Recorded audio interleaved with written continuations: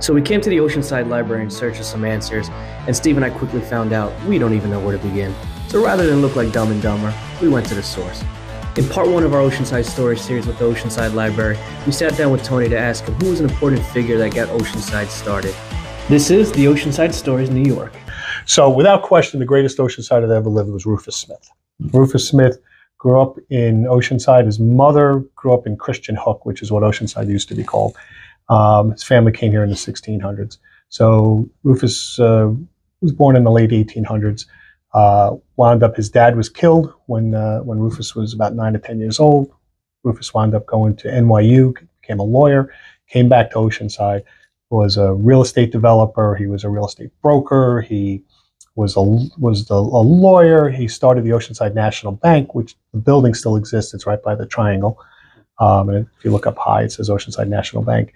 But the big thing with Rufus was that, anecdotally, they said that during the Depression, he never foreclosed on any Oceanside farm or resident, but he did foreclose the heck out of people in Rockville Center and Baldwin. He was an active Republican. He was on the Board of Zoning Appeals. He was in charge of the lighting district. He was really a leader throughout the county, friend of Teddy Roosevelt's. But here in town, he was the first fire chief. He was on the first board of fire commissioners. He was on the school board when they started moving into becoming a modern school board. He started the Board of Trade, which became the Chamber of Commerce. When they wanted to build a hospital, they came to Rufus. He gave them money and raised money to have the hospital. He gave money to the Catholic Church, even though he wasn't Catholic, so that they could build the grotto.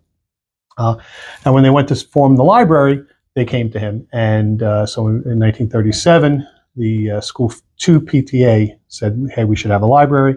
They went to Rufus. Rufus gave them 2 rooms in the bank building to start collecting books. And then he donated the actual building. That was the first building. And they moved that to the Levin Brothers property. And that's when they started the first one. And they raised the money to build the first structure on Davison, which was built in 1940. So that served the community from 1940 to 1960. And then in 1960, they built the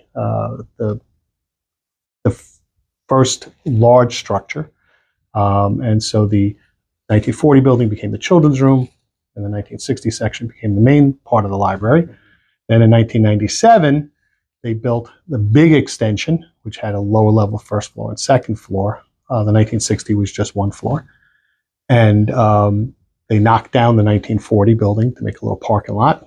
And they made the 1960 building the children's room. And they made the 1997 was the adults and the offices. And so as far as the library goes, I want to go back to Rufus Smith. Rufus He's a very important figure in this He town. is, absolutely. So if you look at what he's done, you're talking about the schools, the fire district, the library, the hospital, the religious organizations. He was the founding member of Kiwanis and the Board of Trade, which eventually became the Chamber of Commerce.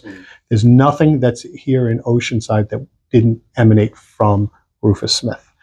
Going on beyond that, his grandson was Ernie Vanderway, who played for the Knicks. His great-grandson was Kiki Vanderway, who played for the Knicks, and his great-great-great-granddaughter, Coco Vanderway, is a professional tennis player. So really impactful man throughout the town. That's a wrap. Thanks to Tony for sitting down with us in our Part 1 series with the Oceanside Library of our Oceanside Stories.